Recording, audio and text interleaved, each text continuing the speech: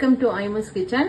இன்னைக்கு ஐமஸ் கிச்சன்ல நம்ம இந்த சேப்பக்கிழங்கோட மட்டன் போட்டு செய்யற டிஷ் தான் பார்க்க போறோம். இது வந்து கேஜிஎஃப் சைடு, அதாவது பெங்களூர்ல கேஜிஎஃப் சைடு செய்யற டிஷ். அங்க வந்து எங்க சித்தப்பாவா இருக்காங்க, அவங்களோட சம்மந்தி அவங்க செய்வாங்க. சூப்பரா இருக்கும், செம்ம டேஸ்டா இருக்கும். வாங்க அதுக்கு தேவையான இன்கிரீடியன்ஸ் பார்ப்போம். இது நான் வேக வச்சிருக்கேன். தோல் இந்த மாதிரி தோலை உரிச்சிட்டு நம்ம செய்ய போறோம். இதுக்கு மட்டன் வேக வச்சு எடுத்துக்கிட்டேன். அந்த மட்டன் வேக வச்ச தண்ணியும் வேணும். அப்புறம் பச்சை மிளகாய், வெங்காயம், தக்காளி, மஞ்சள் பொடி, normal chilli powder, Kashmir chilli powder, தனியா, கரம் மசாலா, புளி கோலி சைஸ் இவ்வளவுதான். அதுக்கப்புறம் கருவேப்பிலை, வறுத்த வெங்காயம், சோம்பு, தேங்காய். இந்த டிஷ்ஷுக்கு குயின் எதுனா இந்த மட்டன் தான். செம்ம டேஸ்டா இருக்கும். ஒரு வாட்டி செஞ்சு பாருங்க. வாங்க நம்ம சமைக்கிறது பார்ப்போம். சேப்பக்கிழங்கு தோல் எடுத்துட்டு வந்தாச்சு.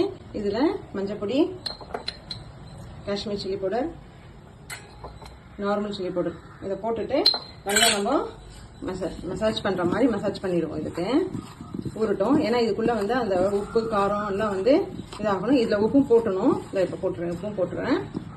உப்பும் போட்டுறேன் பண்ணிட்டு இதை ஊறட்டும். அதுக்குள்ள வாங்க நம்ம குழம்புக்கு எப்படி தாளிக்கிறதுன்னு பார்க்கலாம். இப்போ குக்கர்ல ஆயில் ஊத்தியாச்சு.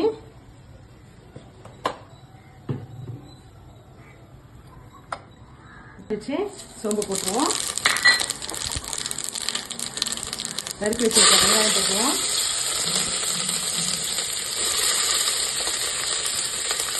தக்காளி போட்டுருவோம். 3 வெங்காயம் 3 தக்காளி எடுத்துருக்கேன்.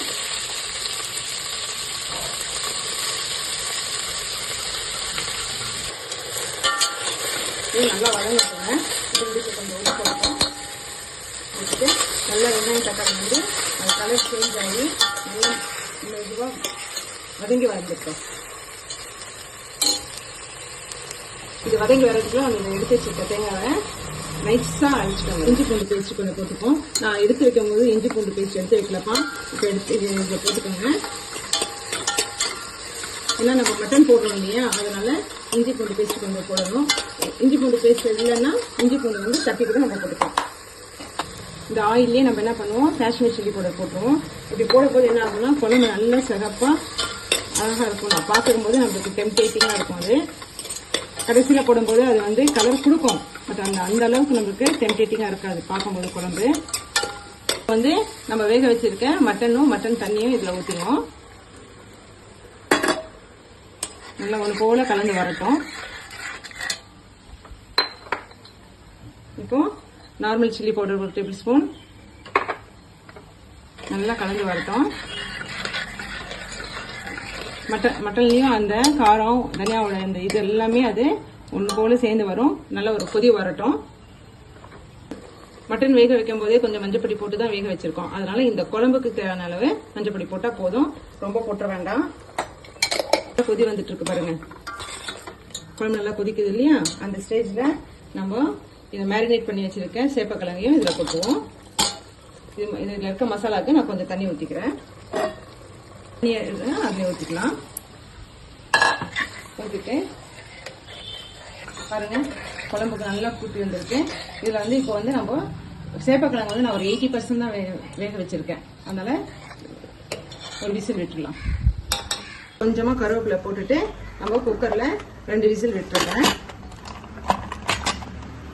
பார்த்துட்டு நம்ம எனக்கு ஒன்றும் ஸ்டீம் வரல. ஸ்டீம் வந்துட்டு அப்புறமா குக்கர் ப்ரெஷர் போட்டுருவோம்.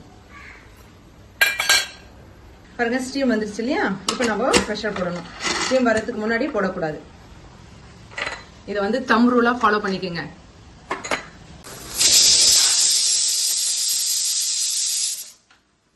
குக்கர்ல விசில் ப்ரெஷர் போயிடுச்சு. இப்போ பார்ப்போம், திறந்து பார்ப்போமா.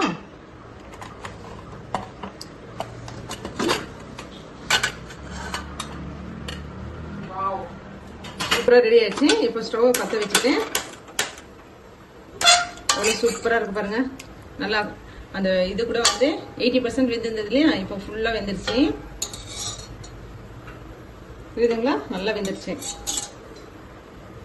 புளி எடுத்து வச்சிருந்தோம் இல்லையா, அதை கரைச்சிருக்கோம். அந்த புளி தண்ணி கொஞ்சமா ஊற்றிக்கலாம். ரொம்ப ஊற்றக்கூடாது, கொஞ்சம் தான் ஊற்றணும்.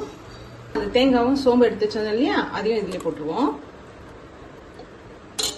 இந்த தண்ணி கொஞ்சம் ஊற்றிடுறேன்.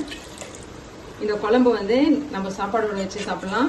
நைட்டுக்கு இந்த குழம்பு அதிகமாக இருந்ததுன்னா கல் தோசை வச்சு அது கூட போட்டு சாப்பிட்டோம்னா ஈஸியாக இருக்கும். வேற லெவலில் இருக்கும். அது எல்லாருக்கும் மவுத் வாட்டரிங்கா இருக்கா? பார்த்த உடனே பசி எடுக்குதுங்களா பாருங்க. எனக்கு பசி எடுக்குது எனக்கு. இப்போ நான் கரம் மசாலா கொஞ்சமாக போடுறேன். ஜஸ்ட் அந்த மட்டன் போட்டிருக்கோம் இல்லையா, அதுக்காண்டி போடுறது. கொஞ்சமாக போட்டிருக்கேன். இது கொஞ்சம் தண்ணியாக இருக்குன்னு நினைக்க வேணாம். ஒரு 4-5 கொதி வந்த உடனே இது வந்து திக்காயிடுங்க குழம்பு. ஏன்னா நம்ம தேங்காய்லாம் அரைச்சி ஊற்றிருக்கோம் இல்லையா. இப்போ கருவேப்பிலையும் போட்டுருவோம். இப்போ நான் உப்பு காரம்லாம் செக் பண்ணிக்கிறேன்ப்பா. காரம்லாம் செமையாக இருக்குது, கரெக்டாக இருக்குது. உப்பு தான் கொஞ்சம் கம்மியாக இருக்குது. அது கொஞ்சம் உப்பு போட்டுக்கிறேன்.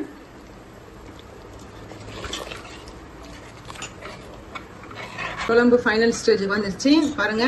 நல்லா வெந்துருச்சு. அந்த கன்சிஸ்டன்சியும் பாருங்க. குழம்பு சேர்க்குது. இப்போ நம்ம லாஸ்ட்டாக இதை வறுத்து வச்சிருந்தோம் இல்லையா வெங்காயம், அதை இதில் போட்டுருவோம். இது போடும்போது நம்மளுக்கு ரொம்ப நல்லா டேஸ்ட் கிடைக்கும்ப்பா. ட்ரை பண்ணி பாருங்க. இந்த மாதிரி கறி குழம்பு, இதை நான்வெஜ் எல்லாம் செய்யும்போது நம்ம இந்த மாதிரி போட்டோம்னா சூப்பராக இருக்கும். அவ்வளோதான், குழம்பு ரெடி ஆயிடுச்சு.